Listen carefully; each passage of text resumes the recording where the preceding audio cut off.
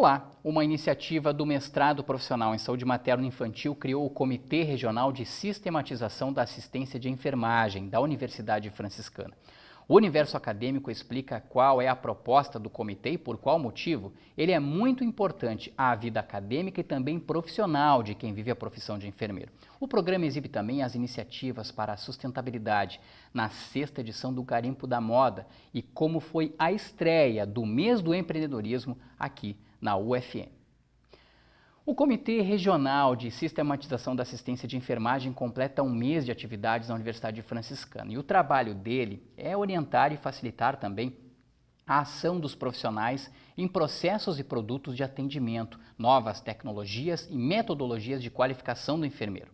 A iniciativa da criação do comitê é do mestrado profissional em saúde materno-infantil da UFN e nós estamos recebendo aqui no estúdio da Universidade Franciscana, da TV, né, da UFN TV, duas pessoas que trabalham diretamente com esse trabalho. Uma delas é a coordenadora do mestrado em saúde materno-infantil, irmã Dirce Bach. Seja muito bem-vinda ao universo acadêmico. Vou pedir licença para vocês para sentar, para a gente conversar aqui. E também a Fabielle Maurer, que é aluna do mestrado profissional em saúde materno-infantil, Fabielle, mas também é bolsista, né, atuando exatamente nesta atividade do comitê. Também seja muito bem-vinda ao universo acadêmico.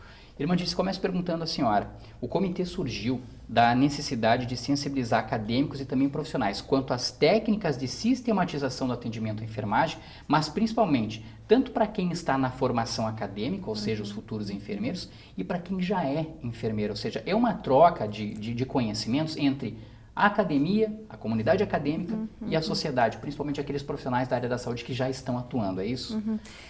Justamente ele nasce com esse desejo de fazer a integração entre a academia e os profissionais da prática, porque o que a gente também tem percebido? É uma resolução, hoje, né, do Conselho Federal de Enfermagem, já desde 2002, a 358, né? Sim. Revogada depois em 2009, mas cada um ainda exerce essa prática ou essa sistematização da sua forma. Então, esse comitê agora, integrando profissionais desde a Secretaria da Saúde, das unidades básicas, dessa 4ª Coordenadoria Regional, da academia, enfim, dos diferentes serviços, é a gente se ouvir, potencializar iniciativas, o que já está dando certo, e ampliar e perceber assim fragilidades, lacunas que podem ser melhor discutidas entre todos os profissionais, para que você tenha essa atuação em rede. Quando se fala em fragilidade, né, verificadas, enfim, na rede de saúde, enfim, de atendimento, que fragilidades são essas? Acredito que não seja a falta de conhecimento, mas sim a falta de uma sistematização, ou seja, de um padrão onde o paciente, a pessoa que chega, ela vai passar por procedimentos semelhantes, seja, por exemplo, na região norte de Santa Maria, seja numa cidade da região de Santa Maria, por exemplo, ou seja, todos os padrões sistematizados. É exatamente isso que o comitê busca divulgar, ampliar em termos de atividade? Em primeiro lugar, discutir. Sim. Para que tenhamos uma linguagem também entre nós, uma melhor afinidade entre aquilo que a gente acredita e faz. Porque hoje nós não conhecemos, na realidade, o que exatamente acontece na unidade da saúde e nos hospitais. E essa sistematização, ela vai, de fato, nos focar como enfermeiros, para a gente identificar qual é exatamente o papel do enfermeiro numa unidade de saúde, num hospital. Né? Quando você fala, por exemplo, nos 5 passos da SAI, Sim. A começar pelo histórico do usuário, do paciente. Eu digo usuário porque nem sempre ele é paciente. Correto. Né? Depois o diagnóstico da enfermagem, a questão toda do planejamento para daí fazer a implementação e pensar na avaliação, é você de fato olhar para a singularidade de cada paciente, conhecer sua história. E conhecendo bem a sua história, nós temos condições de fazer um diagnóstico, que não é o diagnóstico médico. Acho que isso a gente tem que diferenciar bem.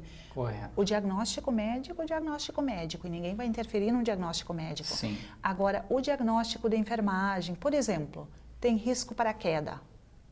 Paciente que tem risco para queda, isso eu preciso identificar precocemente para evitar, né? E nesse sentido, o enfermeiro tendo melhor amparo, estando sensibilizado, se tem uma prática mais científica, mais coerente, mais profissional.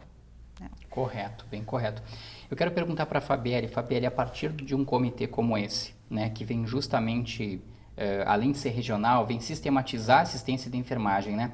Ele, por exemplo, ele vai acabar também ampliando o campo de visão do profissional, né? Seja para novas técnicas, seja para aparelhos em termos de tecnologia, seja também para metodologias que vão surgindo, né? Você, enquanto mestranda, né, do mestrado profissional em saúde materna e infantil aqui da UFN e também como atuante no comitê, você percebe que já com esse primeiro mês de trabalho de vocês, primeiro mês de atividade, vocês conseguem trocar ideias, conseguem caminhar rumo a uma sistematização e digamos, a uma familiaridade em termos de atendimento comum, seja, como eu citei agora há pouco, em uma ou outra região de Santa Maria, por exemplo?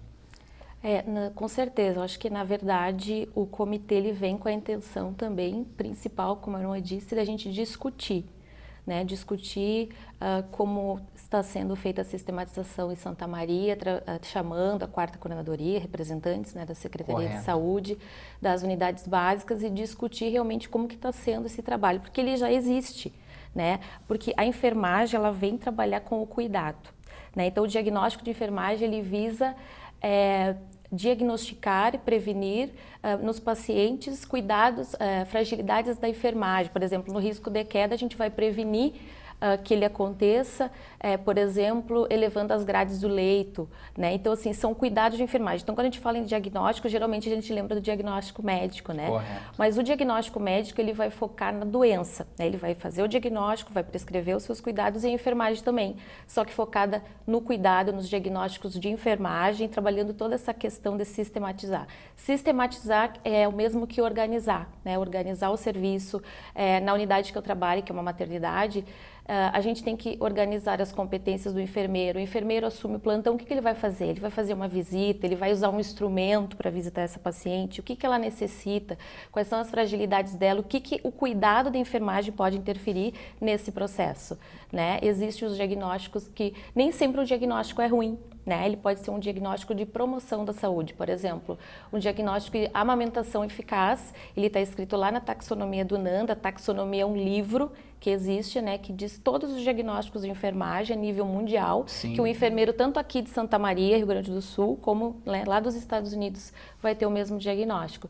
Então, assim, é uma forma de padronizar essas questões, mas claro que cada serviço vai ter a sua característica, a sua clientela, e frente àquela clientela, aquela característica, eu vou traçar o meu diagnóstico e o perfil desses pacientes para eu poder atendê-los de maneira mais efetiva. Nós podemos colocar hoje, novembro de 2018, como o maior desafio, exatamente essa questão de ampliar toda essa ideia, né? Tudo isso que a resolução pede, não só para as unidades básicas de saúde de Santa Maria, mas também de municípios da região. Ainda há uma dificuldade para todos entenderem bem o que significa essa resolução do Conselho Federal de Enfermagem? Eu diria que sim, que ainda existem, talvez até para esses profissionais que estão um pouco mais para o interior, com menos interlocução. Sim. Então é justamente a gente aproximar os profissionais, conversar sobre o tema.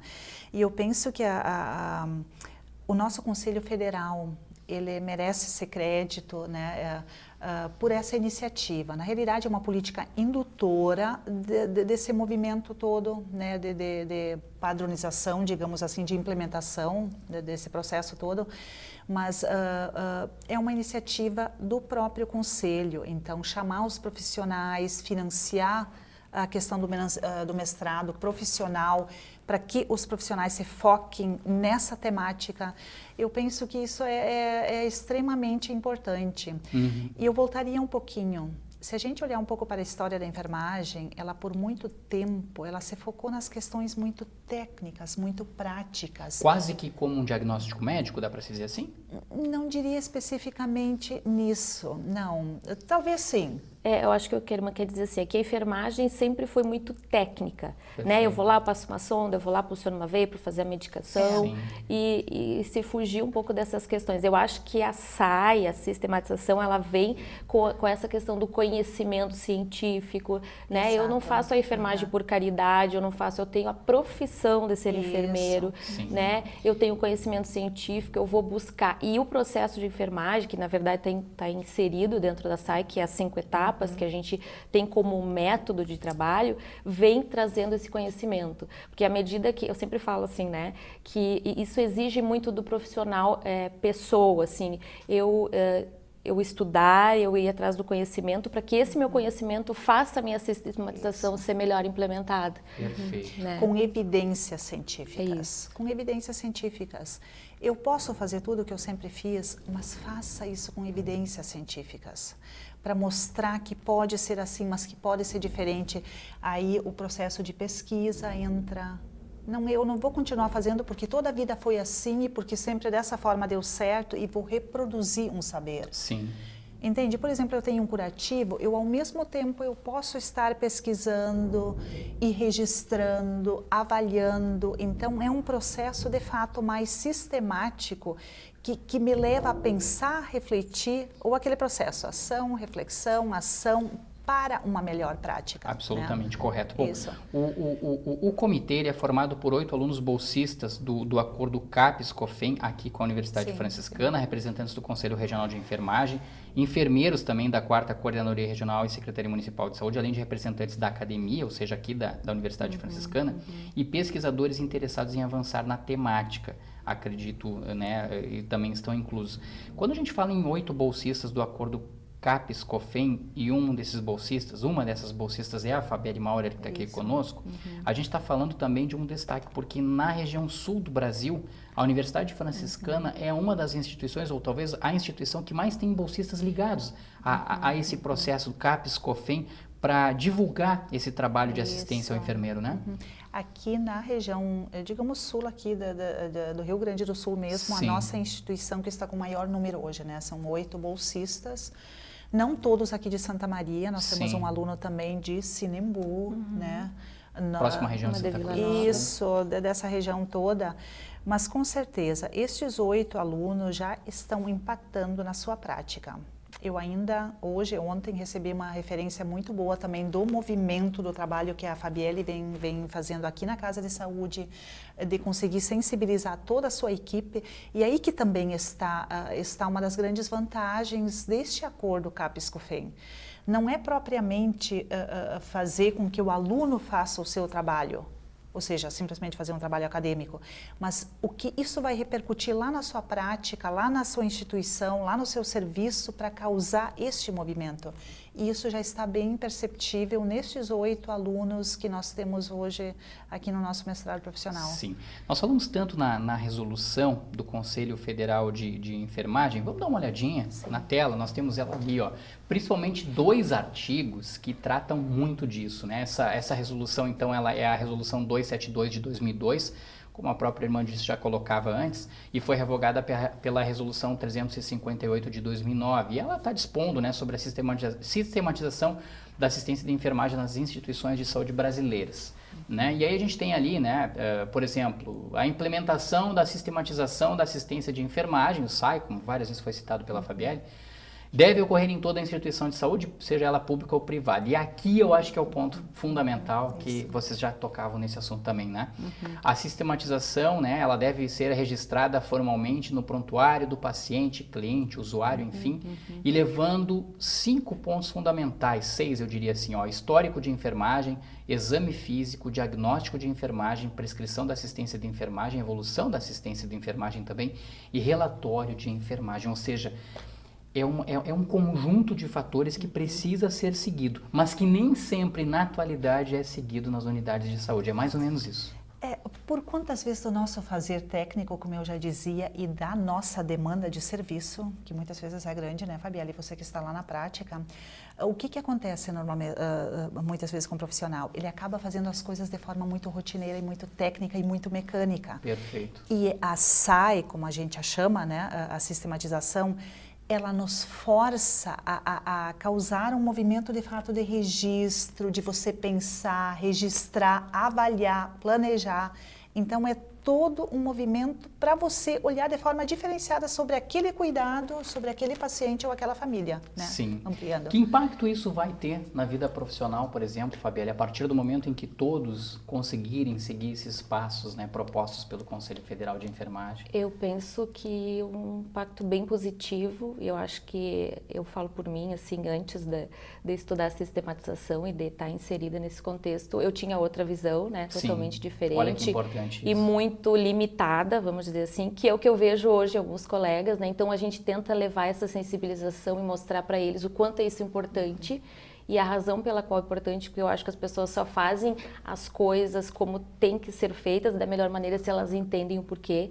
Eu acho que muito da SAI, às vezes os profissionais não fazem porque não querem ou não fazem porque não acham importante, não desconhecem aquilo que realmente, de fato, a gente tem que fazer. E a questão, assim, ó, desse artigo 2 da SAI ocorrer e ser obrigatório em todas as instituições públicas ou privadas, na verdade é em toda instituição que houver o cuidado, que houver o paciente, sejam em escolas, até num clube que houver, paciente, tem que haver a sistematização. É extendível a essas situações. Exatamente. Também. Então, assim, que bom que é obrigatória, né, hoje, porque às vezes a gente chega no serviço e as pessoas, né, sai mais uma coisa pra gente fazer, é trabalhoso. Realmente, dá um pouco de trabalho, mas ela é obrigatória, né, e os conselhos estão aí para fiscalizar, e que bom que eles estão aí para fiscalizar, porque realmente, assim, sendo obrigatório, as pessoas estão nesse movimento, né, para poder fazer com que ela aconteça, porque, assim, em muitos lugares ela acontece, mas ainda não é naquela forma efetiva, né, para alcançar o objetivo que ela tem, muitas vezes de forma mecanizada, em função de que são muitas atribuições, mas a partir do momento que a gente entende a razão, o porquê que as coisas acontecem, eu acho que fica bem mais fácil da gente implementar de fato. Sim. E eu só queria lembrar o Conselho Regional nosso de Enfermagem, nós temos uma subseção aqui em Santa Maria, eles são nossos parceiros hoje. Eu acho que não é mais visto só como um órgão fiscalizador desse processo, mas eles estão diretamente vinculadas também neste comitê e ajudar a pensar, né, de que forma pode ser mais efetivo. Eu acho que esse é um ponto que precisa ser considerado. É mais ou menos naquela ideia, irmã, de que não adianta só punir a partir da fiscalização, é preciso dar o exemplo, é preciso mostrar o caminho para depois, de certa forma, cobrar, né? Exato. Seja das instituições que ensinam, seja das instituições que oferecem o trabalho do enfermeiro. Eu lembro muito bem que a criação do comitê, essa criação ela foi discutida, foi implementada a partir de 2 seminários que ocorreram aqui na Universidade Franciscana, um deles recentemente agora, dia 28 de setembro, né? E outro no dia 20 de dezembro do ano passado. A gente tem inclusive imagens para mostrar sobre essas atividades. Foram 2 encontros, né? Agregando vários alunos, representantes também da comunidade, pessoas que passaram e que conseguiram discutir a criação desse comitê, correto? Isso. Esse aqui, sim, foi o último agora o nosso, né, de 28. Foi o primeiro, esse foi o primeiro. E nós ali já contávamos com profissionais de toda a região aqui. Digamos, a nossa 4ª coordenadoria abrange praticamente 40 municípios aqui, ou mais de 40, não me lembro exatamente agora. Mas é um número muito grande de pessoas e nós tivemos essa participação nesses 2 seminários e foi destes seminários e dessas provocações que a gente começou a sentir essa necessidade, de fato, de criar esse espaço para se discutir de forma mais apropriada, com esses 8 alunos que hoje estão altamente engajados no processo e dessa forma em criar estratégias, né? Eu acho que não só discutir, mas assim, pensar que estratégias serão mais efetivas agora na prática. Sim. O comitê volta a se reunir quando? Vai ser uma reunião mensal? Como é que vai ser? Nós temos agora já previsto para este ano ainda uma reunião para o dia 21, né, 21 de novembro, né? E depois nós teremos um evento no dia 14 de dezembro, já pensado, né, já mais ou menos organizado, vai ser aqui de novo, e nós queremos trazer mais ou menos umas 2, 3 pessoas de cada município, para ir ampliar e até para compreender o que é mesmo a sistematização da assistência da enfermagem, qual é a sua importância lá para a prática. Então, acho que serão 2 momentos ainda de muita discussão e de muitos encaminhamentos e já se pensando para o ano que vem, né? Bem interessante isso. Quero agradecer a presença de vocês aqui no Universo Acadêmico para falar do Comitê Regional de Sistematização da Assistência de Enfermagem, que completou um mês de atividades aqui na Universidade Franciscana, a irmã Dirce Bax, que é coordenadora do mestrado profissional em saúde materno-infantil aqui da Universidade Franciscana. Muito obrigado pela sua presença aqui no Universo Acadêmico. E também para a Fabielle Maurer, que é aluna do mestrado profissional em saúde materno-infantil. Muito obrigado também, Fabielle, pela tua presença aqui, pelos esclarecimentos também. Obrigado, bom trabalho para vocês.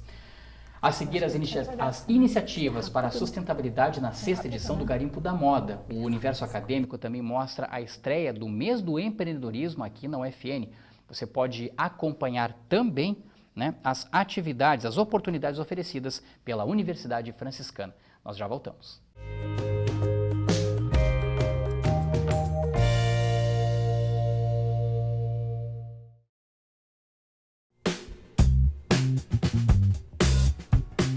Meu nome é Francisco, eu coordeno o curso de Arquitetura e Urbanismo da Universidade Franciscana.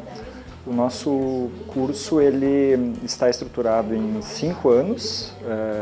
E nesses 5 anos, a característica que a gente desenvolve no curso é de desenvolvimento de atividades práticas desde o início do curso. Então, o aluno ele não tem uma estrutura básica teórica. Isso acontece ao longo do curso diluído, as atividades em geral acontecem de forma prática. O desenvolvimento das atividades ele se dá no eixo principal da arquitetura, mas junto com isso são desenvolvidas atividades que envolvem planejamento urbano e urbanismo, paisagismo e outras atribuições relacionadas a essas. É importante frisar que o aluno desde o início ele estabelece relações com a cidade, então o nosso campo de atividades ele é a cidade, por isso as atividades elas são feitas tanto em sala de aula, através de atividades teórico-práticas, muito práticas, mas também através do desenvolvimento em campo. Eu entrei no curso imaginando diversas coisas sobre arquitetura hoje em dia. E quando eu ingressei aqui, eu descobri que eu iria ter cadeiras que iriam me levar a caminhos que eu nem imaginava. Eu iria evoluir de uma maneira que eu nunca imaginava antes de entrar aqui no curso. Eu tive cadeiras básicas, desde desenho, introdução ao desenho técnico, e que apesar de hoje eu saber muito mais do que eu sabia no primeiro semestre, eu vejo quão importante foi aquelas primeiras aulas para aquilo que a gente vai se tornando hoje. E o que mais me deixa feliz é que eu encontrei aqui professores que têm mesmo carinho e respeito pela arquitetura que eu sempre esperei da nossa sociedade, e que eu me identifico muito com esse curso e com essas pessoas que estão aqui hoje.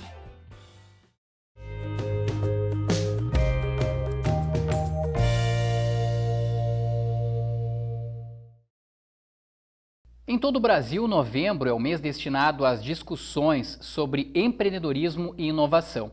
Na Universidade Franciscana, 5 encontros vão debater temas para promover e apoiar o empreendedorismo entre acadêmicos dos cursos de graduação.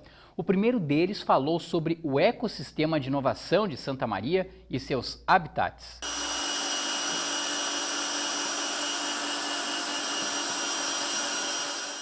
Montar uma empresa é como fazer dar certo uma receita nova de bolo. Você precisa ousar para ter um sabor diferenciado e agradar o cliente.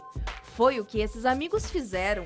Uniram aplicativos que já existiam e agregaram benefícios aos usuários do serviço.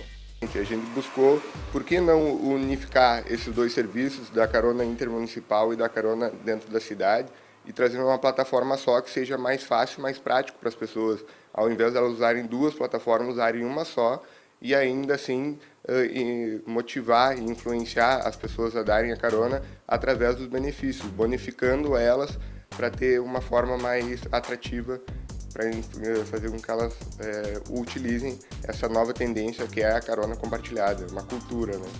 Mas não adianta ter uma receita nova e não ter uma cozinha que proporcione um ambiente adequado para a preparação dela. É aí que entram as incubadoras tecnológicas. A Universidade Franciscana oferece 19 espaços operacionais para quem quer empreender. Nós temos no ecossistema de Santa Maria diversos atores. Um deles é o ambiente de inovação da Universidade Franciscana, que busca transformar ideias em empreendimentos. E para isso, apoia o empreendedor em questões chaves para ele colocar em prática. Desde a parte de gestão até a questão de marca, propriedade intelectual, questões jurídicas e tributárias, que são muitas vezes pontos chaves para esta ideia se tornar um novo negócio. Mas além da receita, da cozinha, também é preciso comprar os ingredientes. E para isso, tem que ter dinheiro. Este economista paulista viu em Santa Maria uma oportunidade e resolveu agir. Montou uma empresa aceleradora de startups. Ele capta recursos de investidores e seleciona empresas emergentes para receber o valor e deslanchar o negócio. A ideia é que o investidor não entre apenas com capital, mas também com a experiência que tem de mercado. Nós temos aqui um potencial de desenvolvimento inclusive maior que os grandes centros, porque nós temos algumas facilidades, né? Nós temos, por exemplo, 40 mil alunos entre graduação e pós-graduação, nós temos um mercado consumidor estável, por conta do funcionalismo público da nossa região também. Então nós temos aqui instituições de ensino capacitadas, com uma demanda estável, com custo baixo e ao mesmo tempo com uma logística muito fácil, em que em 20 minutos tu está em qualquer canto do município. Então isso nos dá toda a base necessária para desenvolver empresas de tecnologia aqui na nossa região. Os investidores nesse momento eles estão com uma cabeça mais aberta. Agora sim, com a receita, a cozinha e todos os ingredientes necessários à mesa, as chances do bolo dar certo e ficar bom são maiores. A união de diversos atores, ambientes de inovação, aceleradoras, a próprio órgão público, através da Prefeitura Municipal, atuando de forma coletiva, permite um ambiente potencial a esse empreendedor realmente observar como ele pode constituir o seu negócio e ele encontra nesses atores o apoio necessário. Então nós temos todos os elos da cadeia que o empreendedor precisa para realmente colocar em prática o seu negócio. A primeira palestra do mês do empreendedorismo da UFN foi apenas uma provinha do que novembro ainda reserva para promover o mundo dos negócios. Então, a cada semana nós temos um evento específico para trazer à tona algumas questões chaves, não é? Nesse primeiro momento, então, nós vamos falar um pouquinho sobre esses ecossistemas e esses atores que ajudam o desenvolvimento de um negócio. Nós temos na sequência uma mostra de tecnologia que é onde nós vamos apresentar à comunidade projetos que são desenvolvidos dentro da Universidade Franciscana e a partir daí nós temos outros eventos focados em áreas potenciais que empreendedores podem ter uma oportunidade de desenvolvimento. A Universidade Franciscana oferece até esta sexta-feira, dia 9 de novembro, vagas pelo processo de ingresso e reingresso. As modalidades contemplam transferência interna ou externa, reopção de curso, ingresso como portador de diploma e reabertura de matrícula. O edital com os cursos de graduação oferecidos e a quantidade de vagas está no site ufn.edu.br, mas se você digitar universidadefranciscana.edu.br também vai ser direcionado para o mesmo caminho. É no mesmo site que o candidato faz a inscrição no valor de R$ 110. O resultado deve ser divulgado no dia 30 de novembro pela Pró-Reitoria Acadêmica da UFN. As matrículas ocorrem em 10 e 11 de dezembro. Também na sexta-feira, 9 de novembro, a Universidade Franciscana realiza a segunda edição do Open Day. A atividade vai apresentar as oportunidades oferecidas pelos cursos de pós-graduação da UFN. A comunidade está convidada a participar e conhecer laboratórios da UFN, além de acompanhar oficinas, apresentações e exposições de projetos. A inscrição é de graça, inclusive no dia do evento, e deve ser feita pelo site ufn.edu.br. E terminou nesta quarta-feira a sexta edição do Garimpo da Moda. Por 2 dias, alunos da UFN e funcionários puderam comercializar nas formas de venda ou troca peças de roupas, acessórios e livros. A iniciativa estimula a sustentabilidade no mundo da moda. Garimpo, lugar onde se exploram minerais preciosos. É o local também onde o garimpeiro exerce sua atividade prática, ou seja, procura meticulosamente, faz a seleção dos materiais. Só que neste garimpo aqui, os objetos cobiçados são roupas, calçados, acessórios e até livros. Por que essa iniciativa é bacana? Por que a iniciativa é bacana? Sei lá, o pessoal meio que perde aquela coisa de ser privado, assim, e é legal fazer um negócio que todo mundo possa ver, né? Não sei. Além disso, também tem peças bem em conta. Não, as peças são muito boas, bem em conta. E dá pra negociar, né? O melhor. É, o melhor. A comercialização, na modalidade de venda e troca, envolveu alunos do curso de moda e colaboradores da UFN. Já é o terceiro garimpo da gente que a gente está fazendo e dá para tirar uma boa grana, dá para trazer livros, roupas usadas, coisas que tu não quer mais, dá para trocar. Olha, eu tiro um bom dinheiro, dá para gastar assim no final de semana, comprar outras roupas ou até guardar para comprar outras coisas. E também quem vem comprar economiza, porque aqui tem pessoas que saíram hoje com uma sacola de peças com o valor que comprariam uma peça fora se não fosse o garimpo. Então isso ajuda economicamente também, né? Para quem vende e quem vem comprar. A comercialização, como ocorre tradicionalmente, foi no hall do prédio 15, que fica no conjunto 3. Se você perdeu, já se programe para a próxima edição, que vai ocorrer no primeiro semestre de 2019. Então, assim, o principal do garimpo é a sustentabilidade e moda. Porque hoje elas estão andando lado a lado, devem estar andando lado a lado. Então a gente não quer só fazer uma moda sustentável, mas a gente quer deixar a moda mais sustentável, né? A moda deve ser sustentável. Então com isso as meninas trazem peças que são vendidas com valor bem abaixo, né? Claro, são peças já ou tem peças até novas às vezes, mas que elas não utilizam mais, então com isso o ciclo de vida do produto aumenta, né? Então isso e também o cuidado com o descarte das peças, isso também é um pensamento da moda. O projeto Reviva Bozano definiu a ideia vencedora da votação popular e que vai dar nova imagem a uma das principais ruas centrais de Santa Maria. Com quase 50% dos mais de 4.300 votos, o projeto A foi o escolhido. Caroline Silveira, Gabriela César, Gabriele Minucci, Maison Carvalho e Simone Rubim desenvolveram o projeto. As outras duas equipes finalistas do concurso também eram formadas por acadêmicos do curso de Arquitetura e Urbanismo da Universidade Franciscana.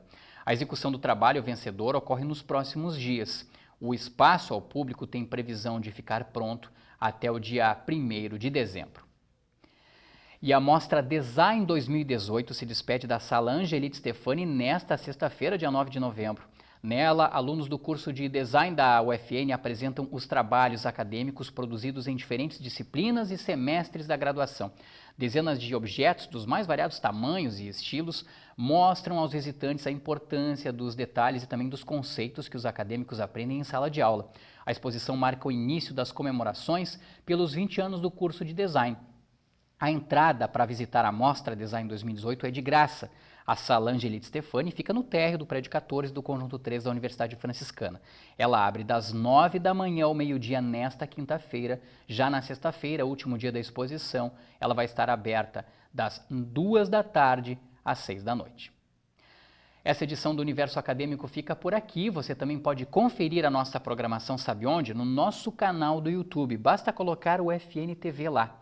Acompanhe também as nossas publicações e as nossas divulgações nas redes sociais que estão aparecendo na tela. Um grande abraço a todos e até mais.